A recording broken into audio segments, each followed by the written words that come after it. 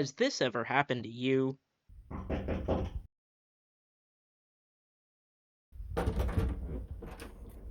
Hello, can you explain the standard model of particle physics?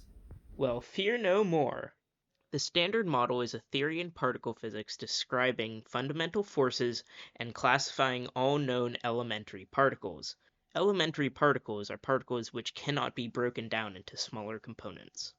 It is described by this equation. Now that's a model. Which can then be expanded into this equation. Now that's a model. The particles described by the Standard Model are shown here by these cute plushies. Now that's a model. The first three columns are fermions, which compose matter as you and I know it. One kind of fermion is the lepton, composing the electron, the muon, and the tauon.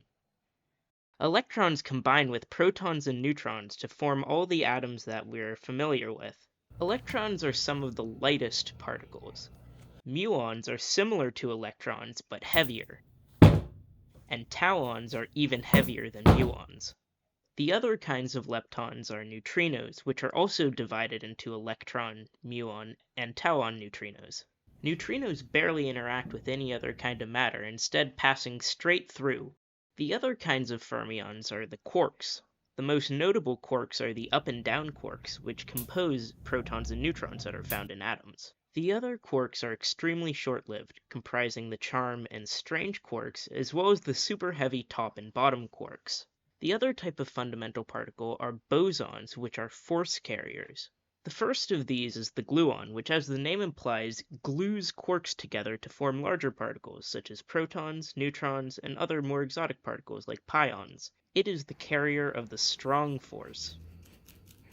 The next boson is the photon, which is the carrier of the electromagnetic force, and is also what light is. I saw that. Exactly. The W boson, which can be either positive or negative, as well as the Z boson, are carriers of the weak force. The weak force changes the flavor, or type, of quarks. This is responsible for beta decay, which converts a neutron to a proton and releases an electron as well as an electron antineutrino. The most recently discovered fundamental particle is the Higgs boson, which is produced by the Higgs field, which gives particles their mass. It turns this to this. Now, there is also antimatter, but Now, is the Standard Model complete? Does it provide a perfect description of the universe? No. If you squint hard enough at the equations, you'll notice they don't account for gravity. Gravity is believed to be carried by the graviton, which we have yet to find. Where are you? Where are you? The Standard Model also doesn't account for dark matter, a substance which is thought to explain why the outsides of galaxies spin extremely quickly. What are you? What are you? The Standard Model also doesn't explain Gareth. How are you? How are you?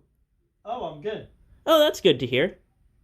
Still, it's the best model we have, and it's extremely good at predicting the forces and particles it describes. So the next time a knock on the door comes your way, remember this video.